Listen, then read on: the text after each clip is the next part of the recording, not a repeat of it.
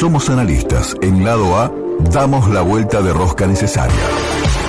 Gustavo Silnik plantea la coyuntura desde la sociología, la comunicación y el análisis del discurso del lado correcto, para que saques tus propias conclusiones. Hola Gus, ¿cómo estás? Buen día. Buen día Luis, ¿cómo estás? Todo muy bien, todo muy bien aquí. ¿Cómo está Buenos Aires en la previa de esta marcha federal universitaria? Soleado, lindo. Agradable. Muy agradable, muy bonito día, por suerte, sí. Pero muy bien. Bueno, ¿qué nos trae para hoy? ¿Qué nos trae para hoy? Mira, que quería hablar justamente de este tema de la marcha, y no solo de la marcha en sí, sino del tipo de conflicto al cual se está exponiendo el gobierno al avanzar sobre la educación pública y la universidad. Algo estuvimos planteando como desafío, ¿no? Porque yo justamente citaba unas declaraciones del politólogo Facundo Nemjapkis, que él decía, no es lo mismo que te marche la CGT que te marchen los universitarios, ¿no? Es una cuestión de disputa simbólica en algún punto lo que va a suceder hoy en Buenos Aires y en todo el país.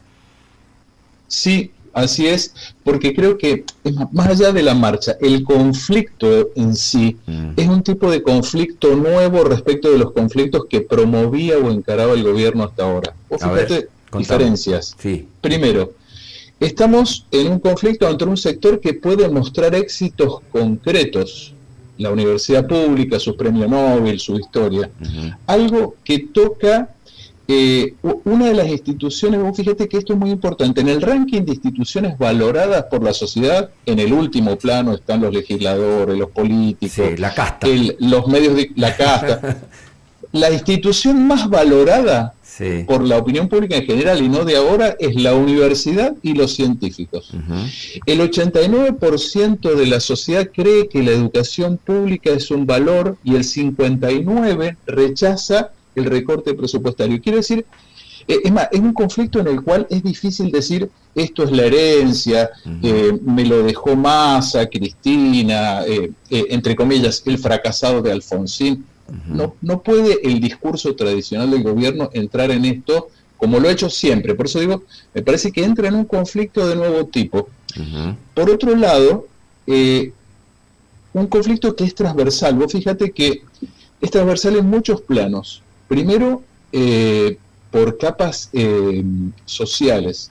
Nosotros hemos visto estos días que a esta marcha de hoy adhiere la Universidad de Itela, docentes de la Universidad de Itela, docentes de la Universidad de San Andrés, de la UADE, o sea, sectores que no podría decirse que son vinculados al kirchnerismo, a la cámpora o a lo... Ni muchísimo menos, ni muchísimo menos. Y además se mete con dos sectores en un momento complejo, que son los sectores juveniles y los sectores medios. O sea, los sectores juveniles, a ver, si nosotros hacemos historia en la Argentina o en el país, podemos ver ejemplos recientes en el mundo. En el año 2019, el estallido social que hubo en Chile, que terminó en reforma constitucional, en cambio de presidente, etcétera, se originó en conflictos estudiantiles. Está bien, fue por el boleto, pero fueron los sectores juveniles que se radicalizaron. Si uno mira para atrás en la historia, ni hablar de la reforma universitaria argentina, ni hablar del Mayo francés, quiere decir, tocar los sectores juveniles, estudiantiles en la Argentina y en el mundo suele ser complejo, altamente complejo. Y si a eso le sumás que se trata de sectores medios que deberían ser la base social, o en teoría aparecen como un sector social que ha apoyado a este gobierno, creo que se enfrenta a un conflicto de nuevo tipo que puede tener derivaciones. Yo creo que la marcha de hoy va a ser muy grande y lo más importante va a ser la derivación de esto. Y podemos tener dos escenarios. A ver. Que el gobierno haga lo que hizo con... Yo creo que hay dos escenarios posibles. El primero es que el gobierno haga lo que hizo con las prepagas, que más allá de su discurso ultraliberal, etcétera, etcétera, decidió, en castellano se dice recular, y contrario a todo el discurso tradicional, intervino el Estado, puso un precio tope a las prepagas y las hizo retroceder en el precio. Y las denunció por cartelización. además. Exactamente, contrario a esta idea de que el mercado no tiene fallas y todo, resulta que sí tenía fallas y que existe la cartelización. Creo que eso sería lo mejor, lo más prudente que podría hacer el gobierno, resolver el tema presupuestario de la universidad y encarar otro tipo de cosas, tratar de desactivar rápidamente este conflicto. Si no lo hace,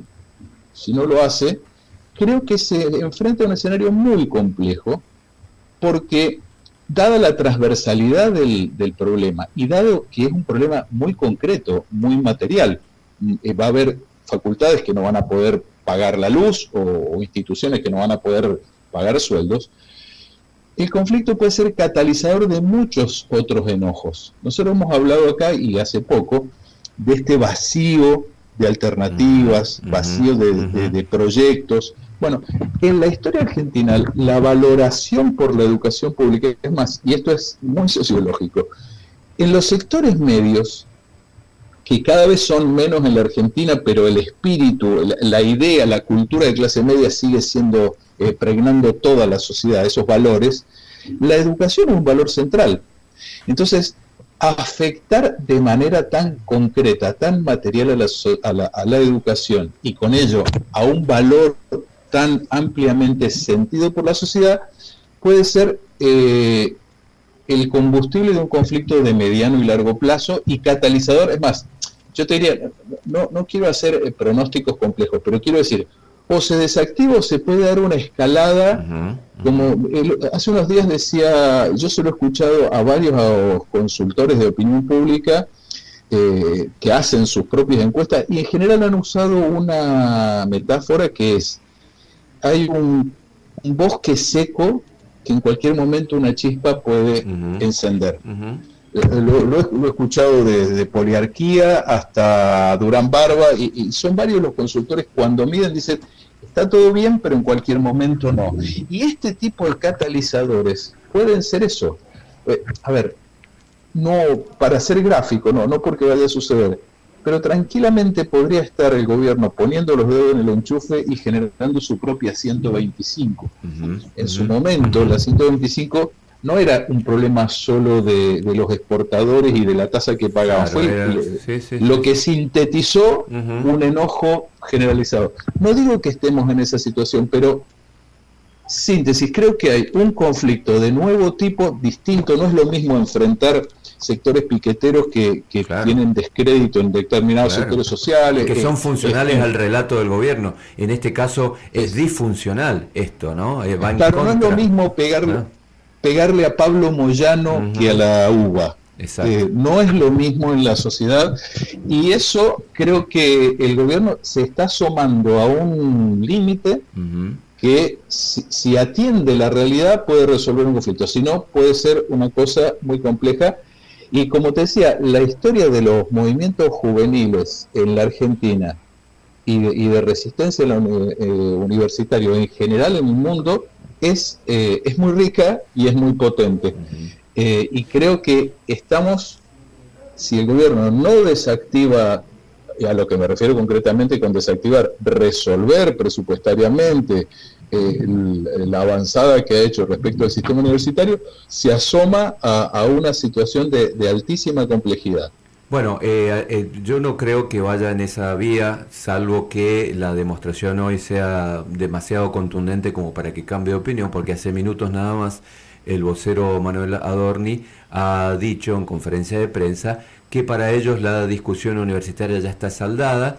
Está terminada. Está terminada con este envío de partidas que hizo ayer el gobierno nacional, que en realidad es la actualización de un 140%, repito, con una inflación de casi el 300%, de una sola partida, la partida de funcionamiento, que representa el 10% del total de los gastos de las universidades, ¿no? Mientras la paritaria, tanto docente como no docente, sigue planchada con ofertas del 6%, del 8%, ¿no? Absolutamente irrelevantes, que marcan también la pérdida de poder adquisitivo de quienes están en la universidad, e insistiendo con el tema de las auditorías, algo que las universidades, al ser parte del sistema del Estado Nacional, son auditadas. Están auditadas. ¿no? Están auditadas, ¿no?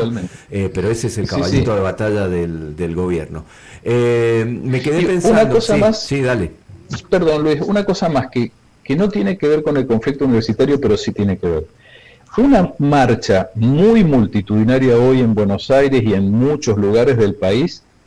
Habrá que preguntarse qué incidencia tiene en el tratamiento de la ley ómnibus. También. O sea, ¿qué pasa a esos legisladores que están en el medio, que levanto la mano, no, que terminan inclinando la balanza en un sentido o el otro? Según si el ven humor una social. sociedad... Claro. Si ven una carga social negativa muy potente, ¿qué incidencia? Yo creo que va a impactar, va a tener un... Lo veremos.